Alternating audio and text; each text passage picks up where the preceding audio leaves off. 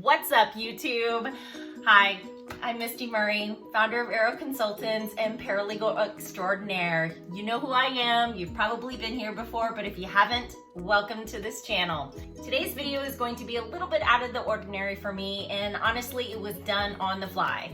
I did not have this in my production of filming my YouTube, but I wanted to do this right away because we have some big things happening in our news lately, and that is the debacle that happened last week with Trialworks. Trialworks is a huge practice management system for a lot of attorneys, and if you didn't hear, they were brought to their knees along with thousands of law firms because they were hit by a ransomware attack.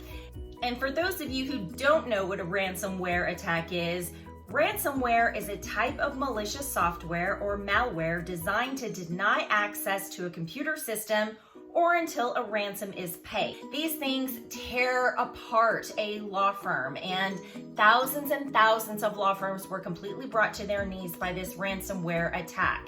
They couldn't access their case files, they couldn't access their client data, absolutely nothing. The bottom line is, when something like this happens, it's absolutely devastating to law firms. It's devastating to the clients that it affects as well. Law firms are huge targets for attackers because we house so much private data. We've got dates of birth, social security numbers, tax returns, you name it, your office is probably storing it. So you really have to take all reasonable necessaries to protect the integrity of not only your firm's data, but your client's data as well. The issue with Trialworks, and well, let's face it, there were a few in my opinion, was that there is really just one single point of access to everything that is stored in that system, which again, in my opinion, made them more vulnerable to an attack. Now, I work with a lot of attorneys, and something that I tell attorneys is do not put all of your eggs in one basket. And this is the reason why. When you have a single point of entry and you're putting everything in a case and your accounting and just everything for your firm in one single system, then you're really limiting yourself in the event of an attack, just like what happened to Trialworks. And law firms and attorneys are very quick to look at practice management systems and focus on them as an all-in-one, all-inclusive package. And while I understand the convenience of it, everybody who lost access to their data last week, which for I think a total of 4 days, are really shopping for a new practice management system today. I saw this post on Twitter about someone talking about a mass exodus from the Trialworks platforms. Because if you didn't already know, it wasn't just Trialworks that went down, Needles went down as well. Thousands of more people who couldn't afford Trialworks and went with Needles instead, they also went down for at least 4 days. I'm just now hearing of attorneys and law firms getting back their data.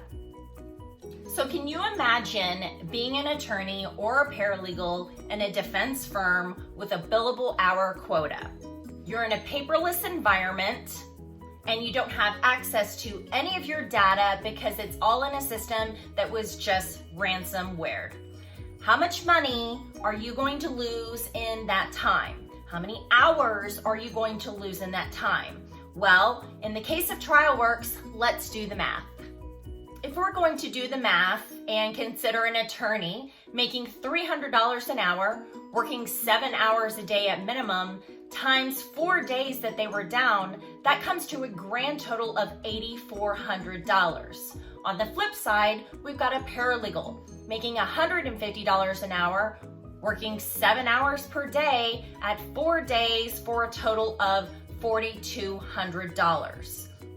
So that's about $12,600 potentially of total revenue lost in 4 days and 28 hours that you have to make up to meet your billable hour quota. The typical monthly Trialworks user is paying about $1,500 per user. That breaks down to about $50 per day per user. Now imagine having to pay all that money and not being able to access your client's data for at least 4 days. Imagine all of that potential revenue lost for your firm in 4 days. Needless to say, those people weren't happy. It was a really bad week last week for people who were using Trialworks and Needles. And to show you how bad it was, here are 2 emails that I received last week from attorneys. One email read, "We might as well be without electricity." And the other one, "My legal assistant has been rendered totally useless." I felt bad for that legal assistant. To make matters worse, let's talk about the ethical obligations that came with the breach. Literally, their data was breached. It was ransomed. They couldn't access anything. However, when your data is breached like that, just like I'm sure that you've all seen before in letters and with telephone calls, they have a responsibility to tell their clients that their data has been breached and their system had been compromised. But they couldn't tell their clients when their data was breached because they couldn't access their systems for several days. Talk about a logistical nightmare. Bottom line, it's best to have a practice management system in place where there are multiple points of access.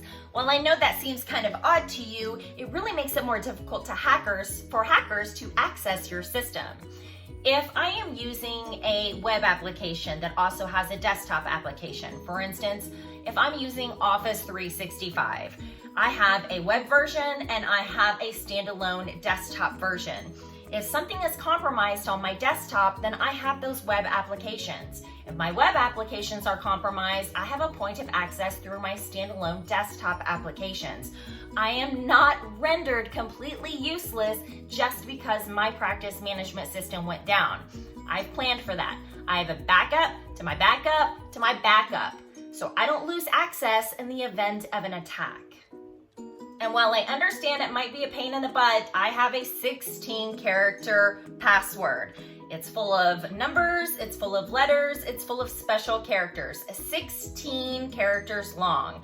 And yes, that's kind of a pain, and it's sometimes difficult to remember, but it makes it really, really hard for hackers to get into my system. And as a paralegal working for a law firm, storing all of this private, confidential data, that is my responsibility to make sure I am taking reasonable efforts to maintain the integrity of my client's data. And on top of that, I have what's called MFA. And no, I am not trying to talk to you about a special flight club. I am talking to you about multi-factor authentication.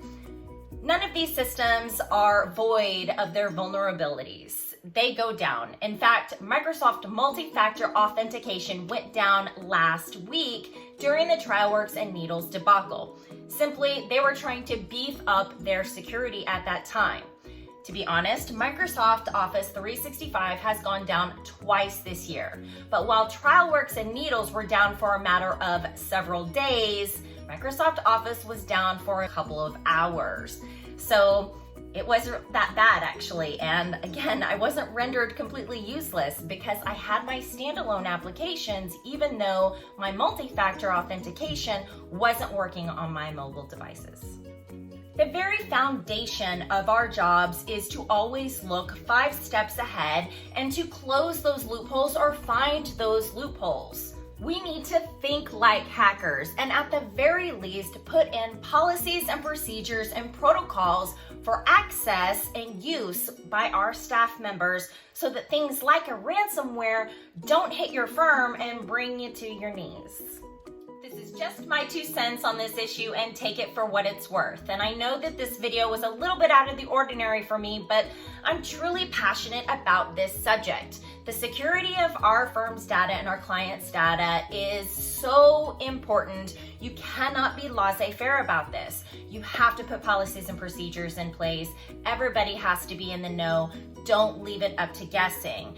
Put those 16 characters passwords in place. Make sure your environment is crypted. Have a backup to your backup to your backup. Because let's face it, you don't want to be the person who calls your client and tells them that their data has been breached. And furthermore, you don't want to receive the telephone call after your client received a letter telling them that their data was breached. It's simple. Do unto others as you would want done unto you. any religious beliefs or not, it's simple. Do unto others, period. I don't want my data breached. They don't want their data breached. We have a responsibility to make sure that it doesn't get breached. As always, thank you so much for joining me today. I want you guys to have a fantastic rest of your day, wonderful week, and awesome weekend. I'll see you guys next week. Bye.